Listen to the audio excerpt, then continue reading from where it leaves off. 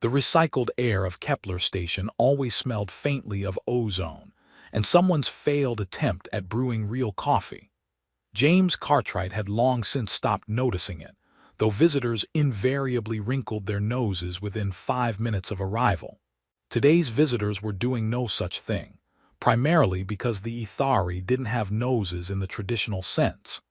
Their olfactory organs were tucked discreetly behind those elegant, swept-back ears, which James found himself studying with the practiced neutrality of someone who'd spent too many years trying not to stare at aliens. "Ambassador Cartwright," the lead Ithari said, her voice like wind chimes processed through a translator chip, "we come bearing a proposal of unusual significance." James leaned back in his chair, which creaked in a way that suggested the station's maintenance budget had been reallocated again. Probably to more defense grids. There were always more defense grids. "I'm listening, Counselor Thaven." The three Ithari representatives exchanged glances, a gesture so human it always unsettled James slightly. Convergent evolution, the xenobiologists claimed. James suspected the universe just had a limited playbook for expressing, "Oh boy, here we go." Thaven's fingers moved across the holographic interface between them, and a contract materialized in the air, dense with legal language in 4 scripts. "The High Council has debated extensively about deepening ties between our peoples. Trade agreements alone seem insufficient. We propose something more. Binding." James's colleague, Maria Torres, shifted in her seat beside him. She'd worked Kepler Station for 3 years and had developed an impressive ability to smell trouble before it fully manifested. Right now, her expression suggested trouble had just walked in wearing a party hat and carrying a suspiciously ticking package.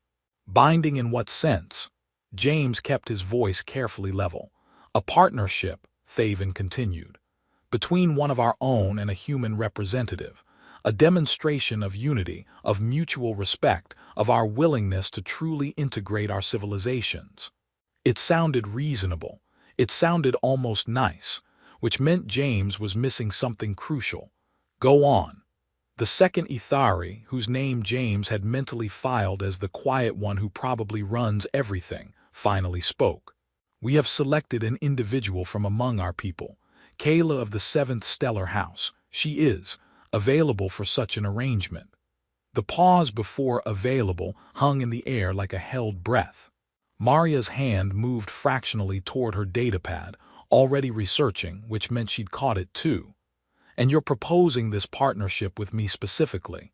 James asked, though he already suspected the answer. He was exactly the kind of mid-level diplomat who could be sacrificed if this went sideways, but not so junior that the gesture would seem insultingly trivial. "Your record suggests an open mind," Thaven said, which was diplomatic speak for, "you've done enough weird things that one more won't shock anyone." James had once mediated a dispute between a silicon-based collective intelligence and a water rights consortium by suggesting they timeshare a comet. He'd negotiated trade terms with the Vrex by challenging their ambassador to a holographic chess variant he'd invented on the spot. His personnel file probably had a section titled "Unconventional Approaches" that was longer than his actual list of qualifications. "Tell me about Kayla," he said. The third Ithari, younger than the others, made a sound the translator couldn't quite process. Thaven's expression, already difficult to read across species lines, became absolutely impenetrable. "She is highly intelligent. A stellar cartographer of considerable skill. Her work on navigation through the Veil Nebula has been noted. She's also," the quiet one added with delicate precision, "someone who has proven difficult to pair within our own society. Her appearance does not conform to our aesthetic standards, and her temperament is considered excessively possessive." Maria's datapad chimed softly. She glanced at it, and James saw her eyebrows climb toward her hairline. "Define excessively possessive," James said. "She demands absolute loyalty from any partner," Thaven explained. "Exclusivity, transparency, qualities we consider rather inflexible." James bit back the observation that those qualities sounded suspiciously like basic relationship expectations. Cultural relativism was a survival skill in his line of work, even when it gave him a headache. She has rejected 17 potential partnerships, the younger Ithari blurted, then looked mortified at her own candor. Or, the quiet one corrected gently, 17 potential partners have withdrawn their suits after meeting her. The distinction is sometimes unclear. James studied the contract still hovering between them, not really reading it but buying himself time to think. This was either an insult wrapped in diplomatic language or a test wrapped in an insult wrapped in diplomatic language. Possibly both. The question was what they were actually testing. "I'd like to meet her," he said. The silence that followed could have been bottled and sold as a conversation stopper. Maria's hand froze over her datapad. The three Ithari went absolutely still in that way that suggested furious silent communication, happening on frequencies humans couldn't perceive. "That would be acceptable," Thaven finally said, and James noticed she didn't say it would be expected or normal or anything that suggested he just made a conventional choice. "Most candidates," the quiet one observed, "prefer to review her file extensively before committing to a meeting. Some prefer not to meet at all." "I'm sure the file is very thorough," James said, standing. "But I've found that people are usually more interesting than their paperwork. When can we arrange this?" The younger Ithari had pulled out what looked like a smaller version of their holographic interface and was manipulating it with quick, nervous movements. "She's currently aboard the diplomatic vessel Starweaver, in the secondary habitat ring. We could transport you there within the hour." Secondary habitat ring was another one of those phrases weighted with unspoken meaning. Not the primary ring where important people lived. Secondary, peripheral, out of the way. "Sounds good," James said, injecting false cheer into his voice. "Give me 30 minutes to wrap up here and I'll meet you at Docking Bay 4. The Ithari departed with elaborate courtesies that felt like relief, and the moment the door sealed, Maria rounded on him. "Have you completely lost your mind?" She thrust her datapad at him. "Look at this." Every single reference to her in the cultural database has been tagged with warnings. They call her the unmatched one. There are 3 separate academic papers about why she's considered unsuitable. One of them is titled "When Beauty Standards Fail, a Case Study in Aesthetic Deviance." James scrolled through the file, frowning. This is all about appearance and attitude. Where's the actual information? Work history publications, personality assessments from neutral parties. That's what I'm saying. There isn't any. It's like they've defined her entirely by not measuring up. Maria grabbed the datapad back. "This is a setup, James. They're offering you someone they consider defective to see if you'll take the bait. Either you refuse and insult them, or you accept and prove humans have no standards. Or," James said, pulling on his jacket, "I meet her and make an actual informed decision like a reasonable person. Reasonable people don't volunteer for diplomatic suicide. Reasonable people also don't judge someone sight unseen based on their society's beauty standards." He paused at the door. "You know what the file doesn't mention? Why someone brilliant enough to map the Veil Nebula is considered a problem. What she actually did to earn this reputation. That seems like relevant information." Maria sighed. "You're going to do this regardless of what I say, aren't you?" "Probably," James admitted. "But if it makes you feel better, I promise to run away screaming if she turns out to be actually terrible." "That doesn't make me feel better at all." 28 minutes later, James stood in Docking Bay 4 watching the Ithari shuttle extend its boarding ramp. Thaven waited at the base, her expression as unreadable as ever. "Ambassador Cartwright, are you certain about this course?" "Not even slightly," James said cheerfully. "But I find certainty is overrated in first meetings." The shuttle interior was beautiful in that particular Ithari way, all flowing curves and bioluminescent panels that shifted through colors he suspected held meaning he couldn't interpret. They traveled in silence through the docking tunnel to the Starweaver, and James used the time to observe his guides. They seemed tense, which was interesting, nervous about his reaction or about hers. The secondary habitat ring was quieter than he expected, the corridors less ornate, functional rather than decorative. They passed only two other Ithari, both of whom averted their eyes quickly when they noticed Thaven's entourage. At the far end of a gently curving passage, Thaven stopped before a door marked with symbols James's translator read as either cartography lab or place of stellar observation, or possibly where we keep the problematic one. She knows you're coming, Thaven said, though I cannot predict her reaction. Kayla is unpredictable. Good, James said. Predictable people are boring. Thaven's expression suggested she found this philosophy personally offensive, but she activated the door anyway.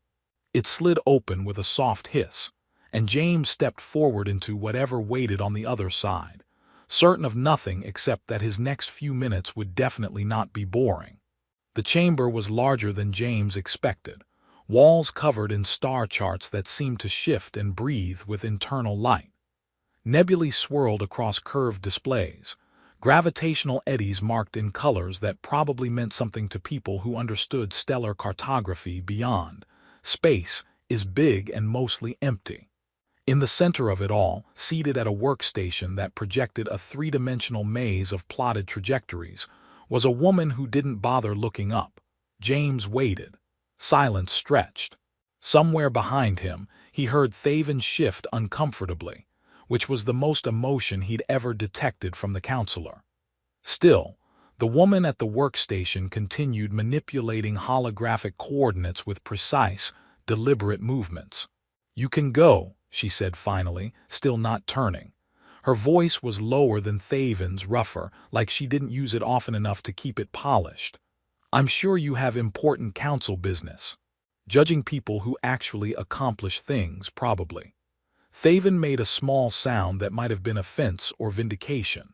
The door hissed shut, and James was alone with someone who just insulted a high counselor without bothering to make eye contact. He liked her already. "Kayla," he tried. "Obviously." She swept one hand through a cluster of stellar coordinates, and they rearranged themselves with mathematical precision. "Unless they've started sending humans to meet all the disappointing daughters, in which case there's probably a queue forming." James moved closer, studying the charts rather than forcing confrontation. The display showed what looked like a route through impossible space, threading between phenomena that should have made navigation suicide. "Is this the Veil Nebula Passage?" That got her attention. She turned, and James had perhaps 3 seconds to register features the Ithari considered ugly, before her mismatched eyes fixed on him, with an intensity that made aesthetic judgments seem completely beside the point. Her ears were longer than any Ithari he'd met, tapering to sharp points that gave her face an angular, almost predatory quality.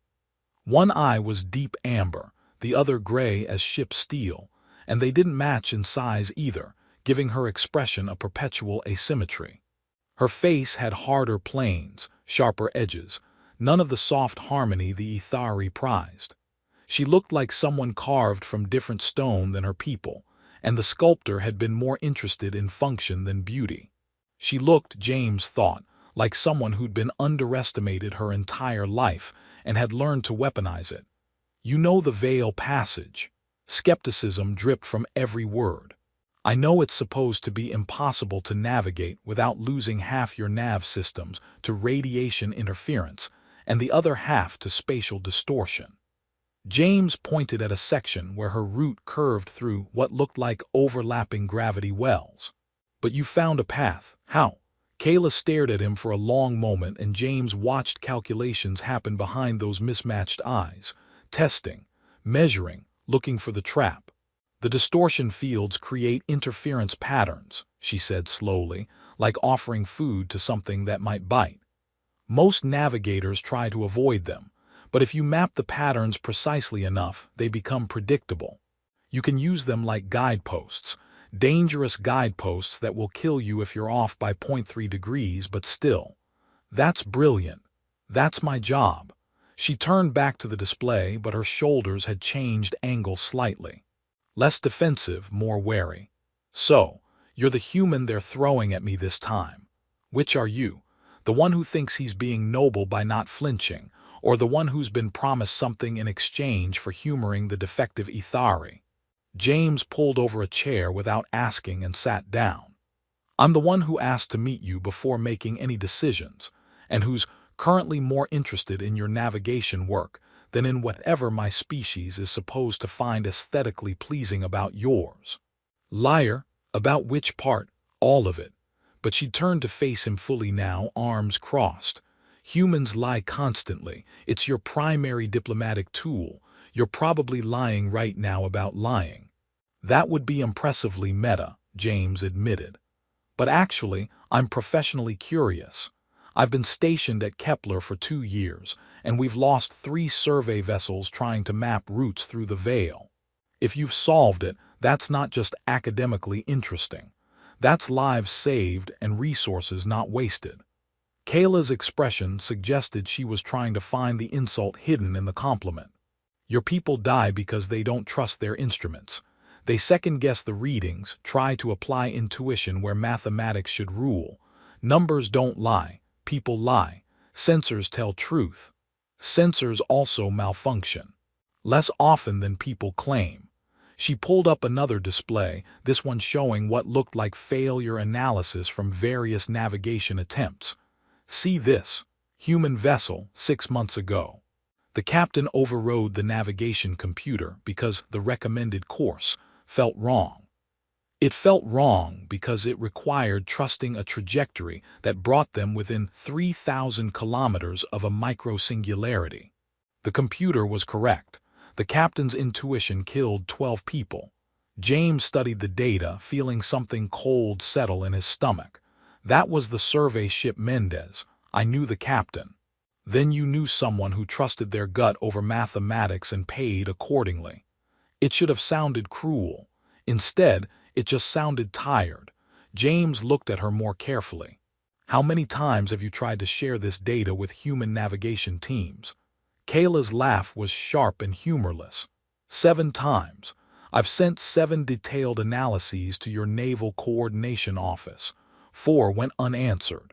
2 received polite acknowledgments that clearly no one read.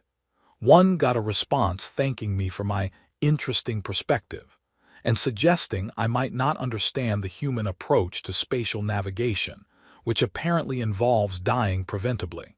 That's typical, she cut him off.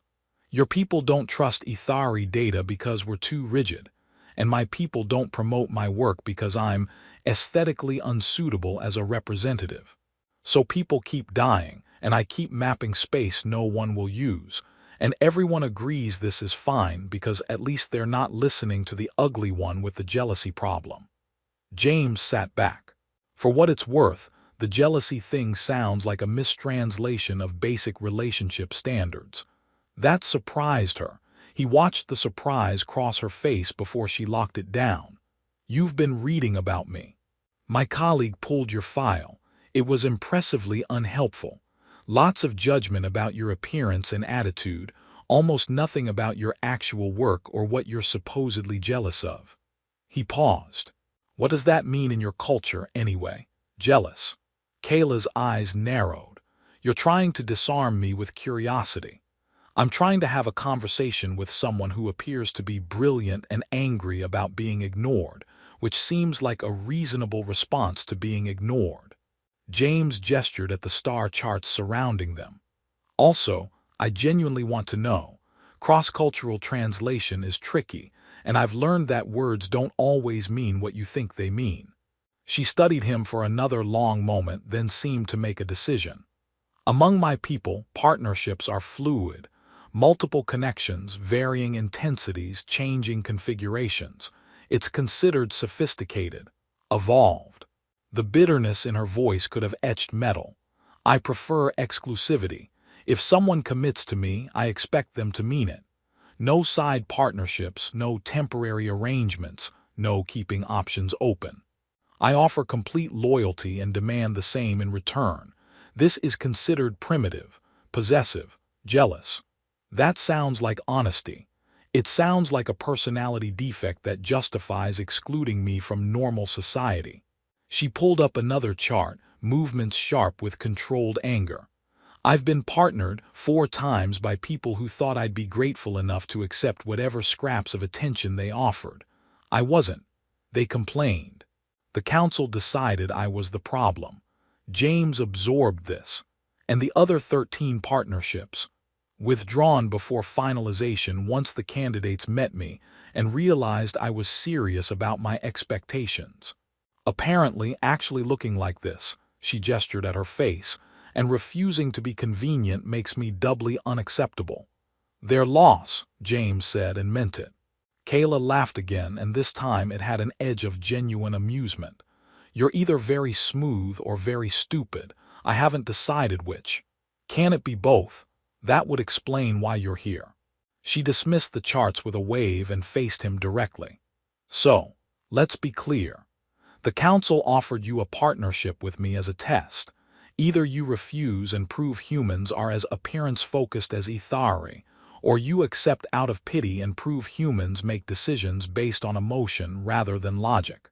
Either way, they demonstrate human inferiority, and I get to be the object lesson in why different societies can't really integrate. That's depressingly cynical. That's depressingly accurate. She leaned forward. So what's your play, Ambassador Cartwright? Noble acceptance followed by minimum standard cohabitation while you count days until the arrangement expires. Or are you going to surprise me? James considered his options. The smart political move was probably to extract himself gracefully. Maybe offer some alternative arrangement that satisfied the council without committing him to something he didn't understand. The safe move was to buy time for more research. Instead, he heard himself say, I accept the partnership, assuming you're interested. Not because of politics or pity, but because I'd like to work with someone who can solve impossible problems and isn't interested in pretending relationships are casual when they're not. Kayla went very still. You're serious, completely. You've known me for approximately 14 minutes. I've been married for less time in some cultures. James held up a hand. That's a joke, mostly, but yes, I'm serious. You're brilliant, you're direct, and you're clearly tired of being treated like a problem instead of a person. That's more than I knew about my last 3 roommates combined, and I managed not to kill any of them. The bar for human cohabitation is concerning. You have no idea. For the first time, Kayla's expression cracked into something that might have been a smile. Small, guarded, but genuine. If I agree to this, I will be exactly as difficult as they've warned you. I don't compromise on loyalty. I will be suspicious of your motives until you prove them. I will probably drive you insane within a month. I once spent 6 weeks negotiating with a hive mind that communicated through interpretive dance, James said. I think I can handle direct communication and clear expectations. Kayla stood, moving to the display showing her veil passage route. She touched it gently, like it mattered. If we do this, I want your navigation teams to actually use this data. Not as a condition for partnership, but because people are dying preventably and that's stupid. Deal, James said immediately. I'll personally walk it through approval. You'll fail. Your people don't trust Ethari precision. Then we'll prove them wrong together. He stood as well. Besides, I'm very good at being annoying until people agree with me just to make me go away. It's practically my primary skill. That does seem to track. Kayla turned to face him fully, and James saw the moment she made her decision. Her shoulders straightened. Her mismatched eyes met his evenly. All right, Ambassador, we have a partnership. I expect you to regret this within 3 days. I'll try to hold out for at least 4, James said, just to be contrary. This time her smile was definite, small and sharp and fierce, but absolutely real. Oh, she said, you're definitely going to be trouble. Back at you, James replied, and meant it as the highest compliment he could offer. The quarters assigned to them on Kepler Station had apparently been designed by a committee that couldn't agree on anything except that compromise was important. Half the environmental controls defaulted to Ethari preferences: cooler temperatures, higher humidity, light spectrum shifted toward the blue end, while the other half stubbornly maintained human standards. The result was a living space that felt like walking between climate zones every few meters. James stood in the center of what was optimistically labeled the common area, and watched Kayla examine their new home with the expression of someone evaluating a particularly disappointing star system. "This is idiotic," she announced, tapping a wall panel that flickered between two competing temperature readouts. "The environmental systems are fighting each other. We're wasting energy to maintain incompatibility." "Welcome to interspecies diplomacy," James said, dropping his bag on a chair that immediately adjusted itself to accommodate Ethari physiology, leaving him standing awkwardly. "Where even the furniture can't decide what it wants to be." Kayla made a sound that might have been amusement or disgust.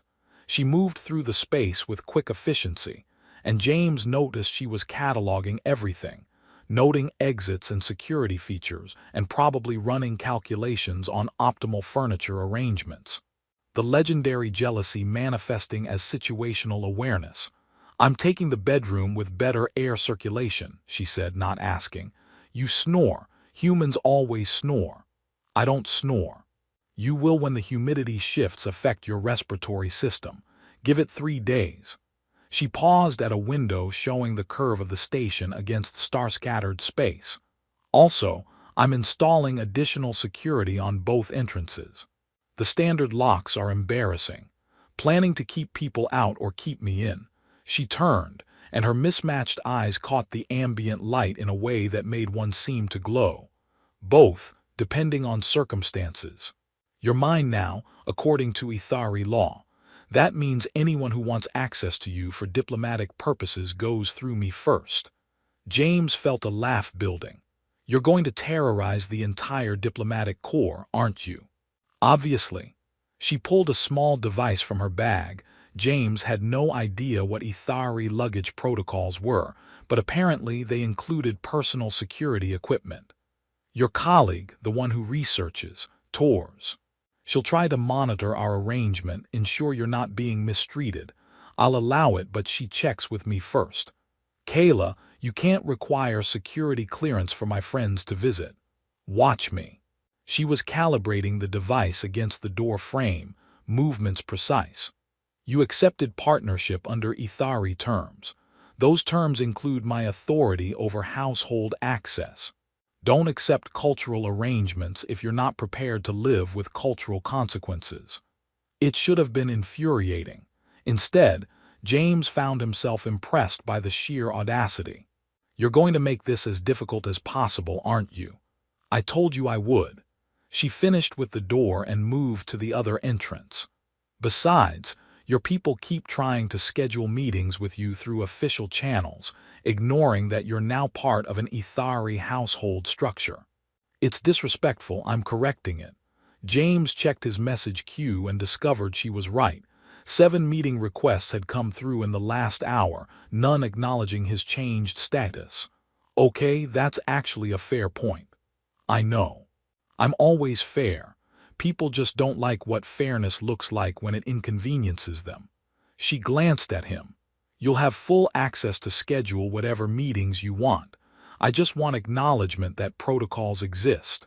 And the ability to say no on my behalf if you think someone's wasting my time. That too." James sat on the couch, which immediately tried to reconfigure itself around him. He fought it to a standstill somewhere between human and Ethari preferences. "We should probably establish some ground rules beyond you fortifying our quarters and terrorizing my colleagues." Kayla finished with the second door and came to sit across from him, movements careful like she was used to maintaining distance. "You want to negotiate boundaries. Reasonable. You go first. I need to be able to do my job, which includes meetings and travel, and occasionally making decisions without consultation." "Acceptable, provided you inform—" "I'm not people." James smiled. "I'm your partner, apparently, which I think means you're stuck with someone who actually wants to hear when he's being an idiot." Kayla's expression suggested she was trying to find the catch, the hidden insult, the moment when this would turn into another disappointment. We're going to need to establish communication protocols. Your species uses excessive verbal padding. Mine uses context you can't perceive. It's going to cause problems. Probably. We'll figure it out. James gestured at the space around them. Should we fix the environmental controls first, or is living in competing climate zones part of the authentic interspecies experience? We fix it. I'm not wasting energy on symbolic incompatibility. She pulled out a datapad. I'll need 3 hours and access to the station's environmental management system. I can get you access, but 3 hours seems optimistic. It would take your people 3 days, I'm faster. She was already pulling up system schematics. You can help or stay out of the way. James chose helping, mostly because watching Kayla work was fascinating. She moved through the station's environmental code like it was written in her native language, identifying inefficiencies and conflicts with the ease of someone who thought in systems and numbers. By the time she finished, their quarters maintained a hybrid environment that actually made sense, shifting smoothly between zones rather than fighting itself. Better, she pronounced, and the ambient temperature stabilized at something neither tropical nor Arctic. They ordered food, a negotiation in itself, given that Ethari and human dietary requirements overlapped but didn't match, and ended up with a spread that looked like someone had given up on cohesion and embraced chaos.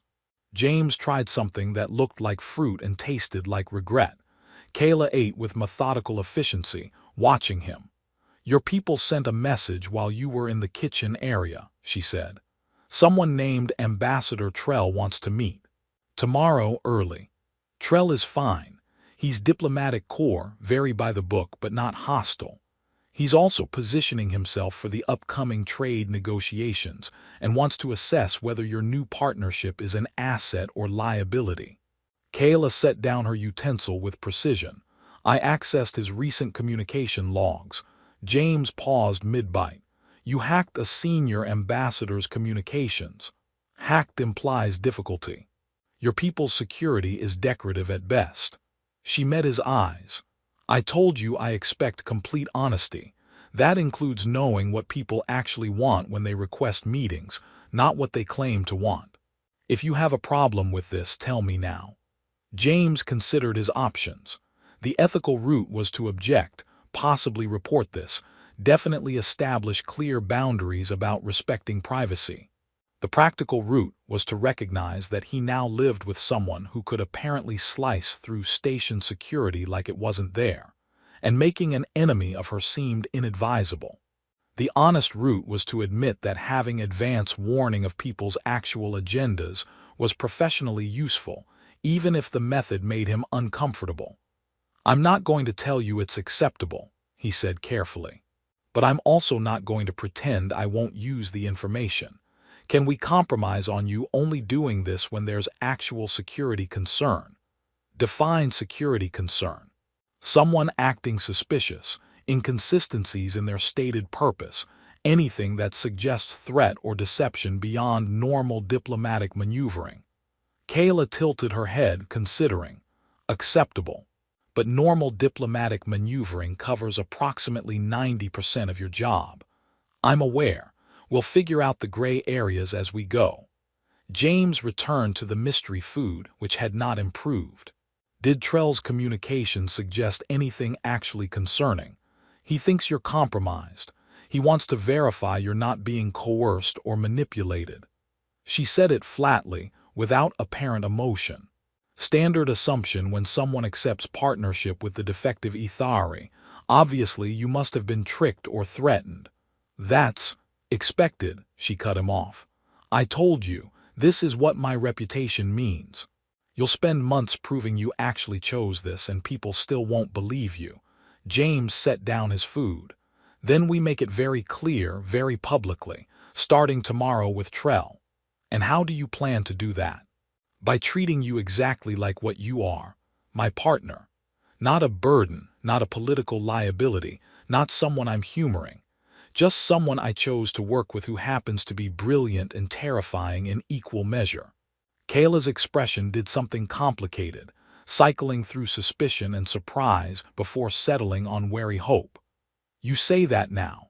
Wait until someone important makes it clear that your career depends on distancing yourself from me. I've never been good at doing what important people want, James said. It's why I'm mid-level diplomatic corps instead of running my own embassy. That's either refreshing or professionally suicidal. Why not both? James stood, collecting dishes. Look, I'm not saying this is going to be easy. I'm saying I went into it knowing it wouldn't be, and I'm not backing out because people have opinions about my choices. They'll have more than opinions.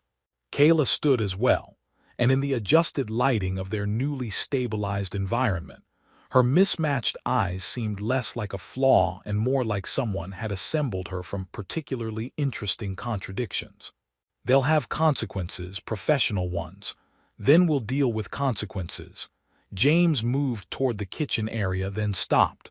For what it's worth, I meant what I said earlier about the navigation data.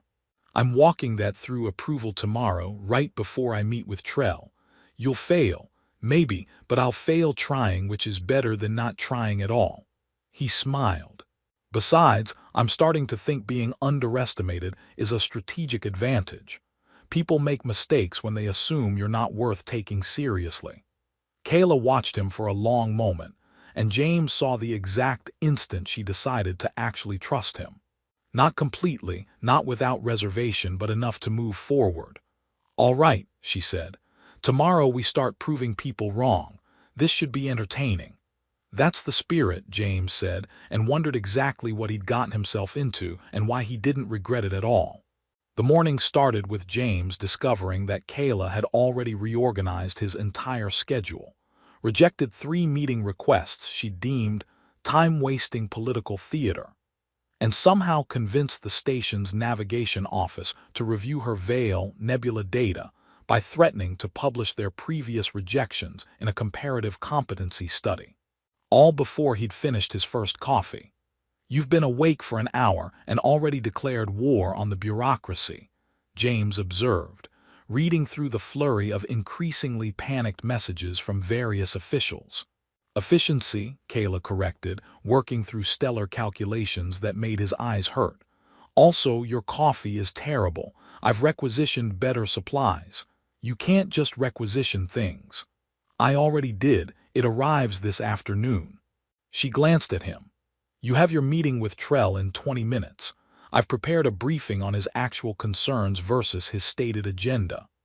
James took the datapad she offered, skimming through what appeared to be a complete psychological profile of Ambassador Trell, including his career anxieties, political alignments, and the fact that he'd been passed over for promotion twice. This is thorough and possibly illegal. You're welcome. She stood, smoothing her clothing in a gesture he was learning meant she was preparing for confrontation. I'm coming with you. To the meeting? Obviously, partnership means partnership. If he wants to assess whether you're compromised, he can do it while I'm present, more efficient than talking behind my back. James opened his mouth to argue, then realized she was right. You're going to make him extremely uncomfortable, aren't you? That's the plan. Her smile was sharp. People reveal more when they're uncomfortable. You should use that. The walk to the meeting room attracted attention. James had been on Kepler Station long enough to recognize when people were trying not to stare while absolutely staring. Kayla noticed too, her posture shifting into something that looked relaxed but moved like a weapon being carried casually. They're wondering if you've lost your mind, she said conversationally.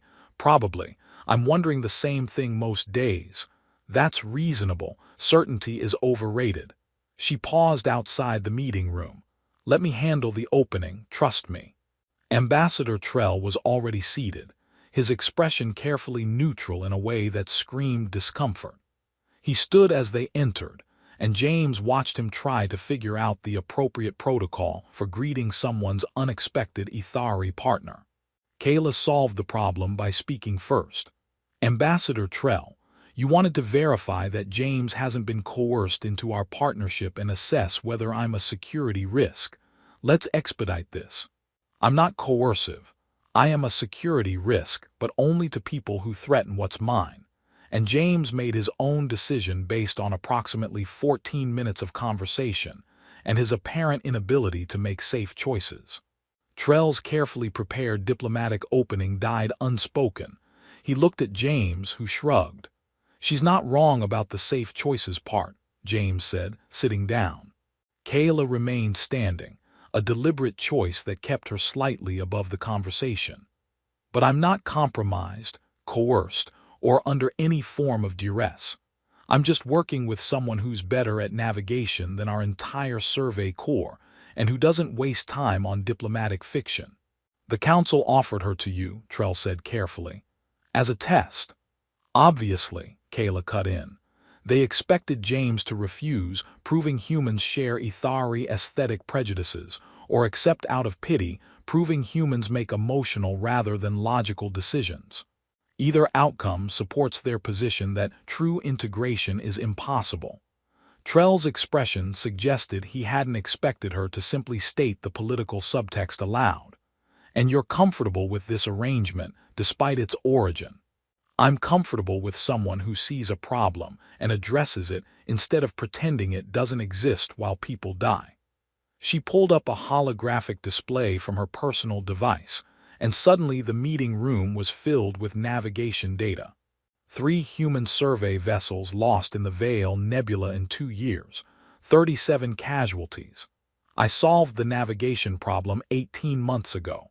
I've sent the solution to your people 7 times.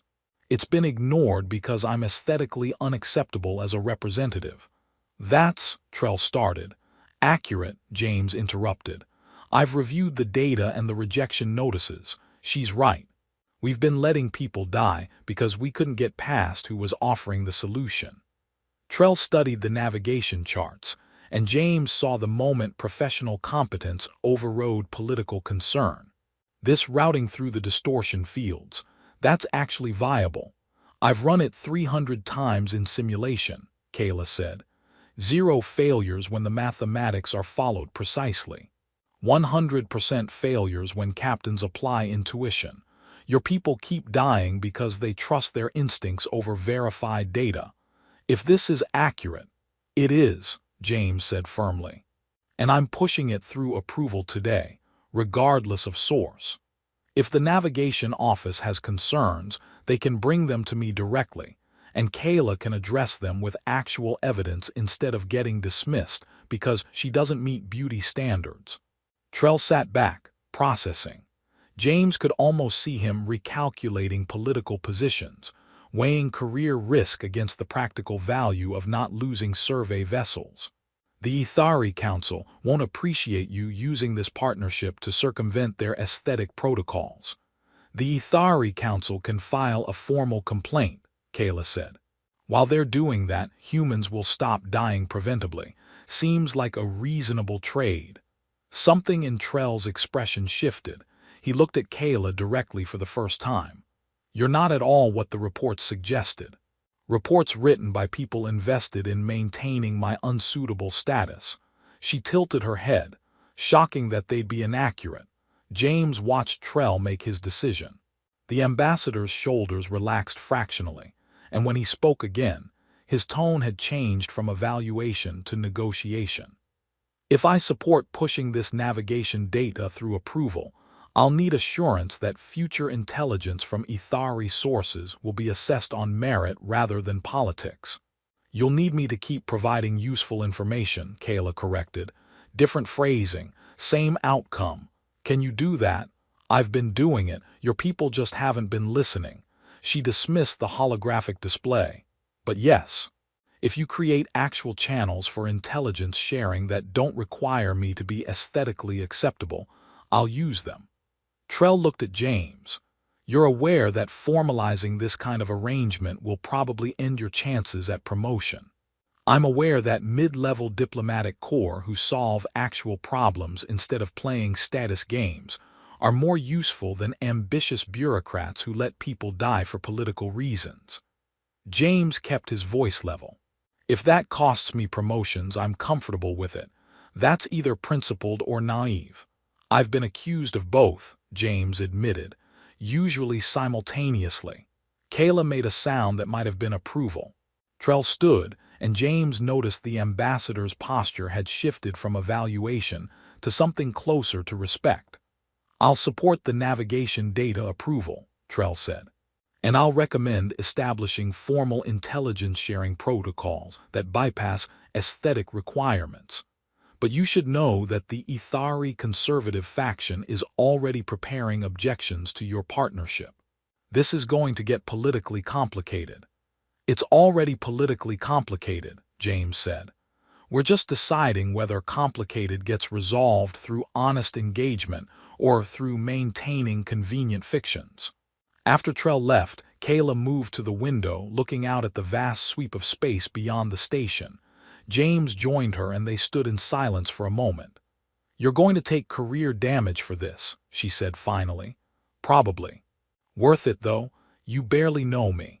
I know you're brilliant, you're honest, and you're tired of being treated like a problem instead of a person with solutions."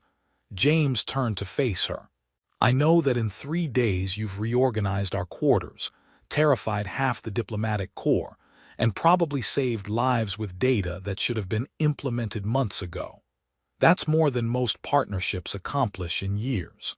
Kayla's mismatched eyes studied him with that same intensity from their first meeting, but the suspicion had softened into something else. "You're either genuinely decent or the most elaborate liar I've encountered. Could be both. I contain multitudes."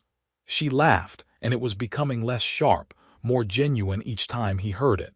"The Council is going to attempt to undermine this. They'll claim you're compromised, that I've manipulated you, that our partnership proves humans can't make sound judgments. Then we prove them wrong, repeatedly, with evidence." James smiled. "Besides, I think being underestimated might be our greatest strategic advantage. People make mistakes when they assume we're not worth taking seriously. You're using my own words against me. I learn from the best." Kayla turned back to the window, and James saw her reflection in the transparent aluminum, mismatched eyes and angular features, and an expression that was slowly becoming less guarded. "This is going to be difficult. Everything worthwhile is difficult. That's annoyingly optimistic. I've been told that before." James moved closer, not touching but present. "For what it's worth, I meant what I said about choosing this. About choosing you. Not because of politics or pity, but because working with someone who solves impossible problems and demands honesty is exactly the kind of partnership I didn't know I needed." She was quiet for a long moment, and when she finally spoke, her voice had lost its sharp edges. "I've spent my entire life being the wrong answer to every question my people valued. It's strange having someone treat me like the right answer to something. You are the right answer. Your people just ask the wrong questions." James gestured at the stars beyond the window. "They asked about beauty and conformity. I asked about competence and honesty. Different questions, different answers." Kayla's hand moved, hesitated, then settled on his. In Ithari culture, he'd learned, hand-holding was a profound gesture of partnership acceptance, reserved for moments of genuine connection. Her fingers were slightly cooler than human standard, grip firm and certain. "All right," she said. "We do this. We prove them wrong. We save lives with navigation data and make the Council uncomfortable with our existence and probably cause diplomatic incidents." "That sounds perfect," James said, and meant it. "You're insane. Probably. But I'm insane with a partner who can hack station security and reorganize environmental systems before breakfast. I like my odds." She squeezed his hand once, sharp and quick. 3 months. Give me 3 months and I'll either have changed your mind about this or changed how both our peoples think about partnership. "Deal." James smiled. "But I'm betting on the second option." "That's because you make terrible bets." "Best terrible bet I ever made," he said, looking at her reflection in the window, mismatched eyes and sharp features, and an expression that was finally, cautiously, beginning to trust. Outside, the stars wheeled in their ancient patterns, and inside Kepler Station, two people from different worlds stood together, hands linked, ready to prove that sometimes the most unexpected partnerships were exactly the ones that changed everything.